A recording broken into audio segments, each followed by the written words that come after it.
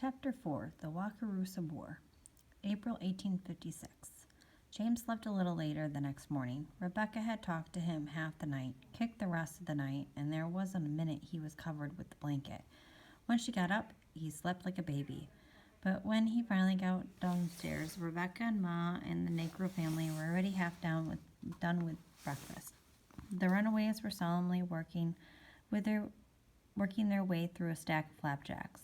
The boy ate with his hands. Maple syrup streamed down his arms. "Was thee sleeping away the day?" Ma asked, with a sparkle to her voice. "It's barely sunrise," he replied. "Has thee even heard the cock crow yet?" "I heard the stomachs growl," Ma said. "That was enough to rouse me. Now sit down before the flapjacks are cold as stone." James noticed that Rebecca sat right up close to the boy, cutting his pork sausage into bite-sized bits like a little mother. "Now," Ma said, putting a dainty bite into her mouth. "I'll catch her talking with her mouth full," James thought. But no, she chewed slowly, and they all waited for her. "Now, without saying where these come from, tell us how long these been, shall we say, traveling?" "This is the 4th day, ma'am," the man answered, keeping his eyes on his plate. James pictured the map on the wall in Miss Malone's classroom, imagining inches for miles, miles for days. They couldn't have come from Georgia or someplace in the deep South. They'd be way out of their way here in the Kansas territory. From Georgia, they'd have gone up through South Carolina, North Carolina, Virginia, Washington, Maryland, and into Pennsylvania, which was a free state. No one came this way through the blamed wilderness. Reasonable people didn't even live here, James reminded himself. Unless these Negroes came from Missouri. James had been hearing all about the scuffles between Missouri and Kansas over who had a right to hold slaves. Missouri was a slave state, and Kansas, which wasn't even a state yet, was still fighting it out. Of course, the settlers in Kansas territory wanted to be free soilers, and that's what they voted for. That's why Quaker families like James's settled in Kansas instead of Missouri, or instead of continuing on west along the Oregon Trail. But slaveholders in Missouri had a different plan. They swarmed across the border, which is why they were called border ruffians, and stuffed the ballot boxes and made it look like more Kansasans were pro-slavery. At the last vote, one even shouted, "We are going to have Kansas if we made it to the knees in blood to get it." The Lawrence Free Soilers refused to accept the results of the voting that elected a pro-slavery legislator. They called it a bogus government headed by Governor Shannon. Ma said, "The man's nothing but a scoundrel." Now Pa was off in Topeka with other Kansas territory men trying to hammer out a constitution so Kansas could become a free state. They were electing a free soil legislator, and they were putting up their own Dr. Charles Robinson for governor. But it sure wasn't easy. All last year, before James and his family had come from Boston, there had been border skirmishes, the Wakarusa War, they were calling it, for the Wakarusa River that pulsed through Lawrence, and it wasn't over yet. A small civil war, they were calling it, because pro-slavery and anti-slavery people from the same union fought each other at arm's length. They were close enough to see what color eyes the enemy had, smell his breath. Jeremy Macon had told James all about it, and how he'd gotten to shoot one of those Sharps rifles. James Weaver, it was so exciting you missed it. Best thing that's happened in my lifetime. Jeremy and he were walking into town where they'd go to Miss Malone's class in Dr. Robinson's big house.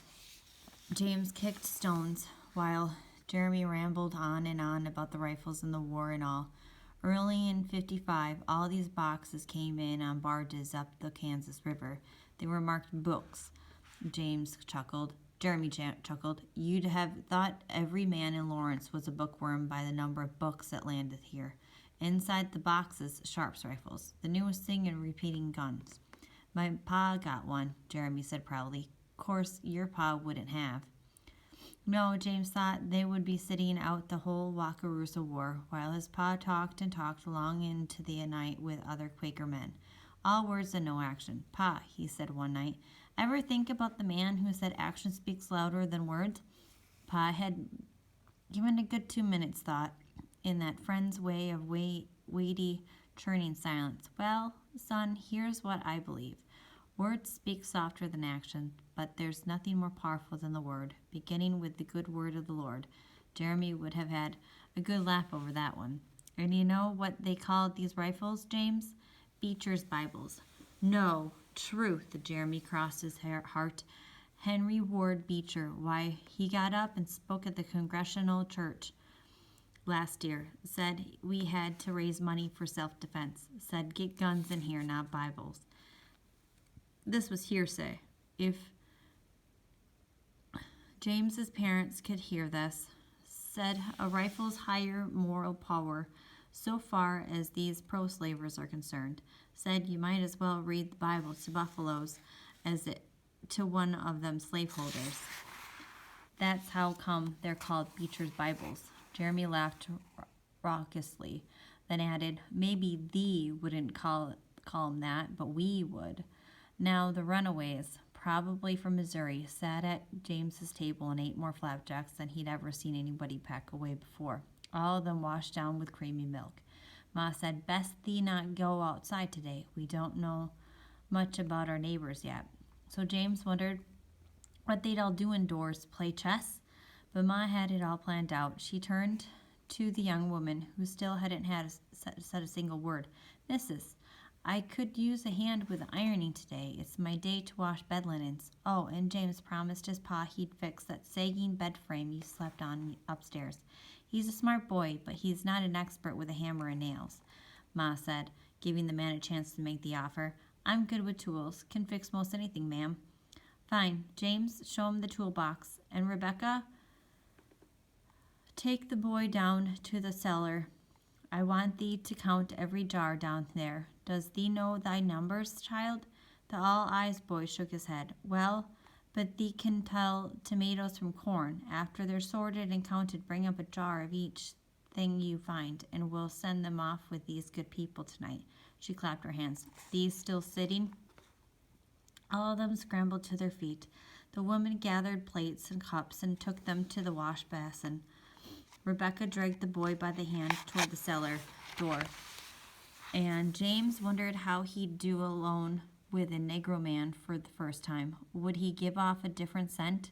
What if he couldn't think of a thing to say to the man, like he got sometimes with Bethany Maxwell? Upstairs, the man rifled through the toolbox until he found 4 sturdy nails. Then he shoved up his threadbare sleeves and took the bed apart, looking at it every which way. He could stay squatted for the longest time without toppling. James asked, can it be fixed? Yes, sir. Sir. It was the first time it all had ever called him that. James watched him drive a nail into the wood with 2 fierce whacks of the hammer.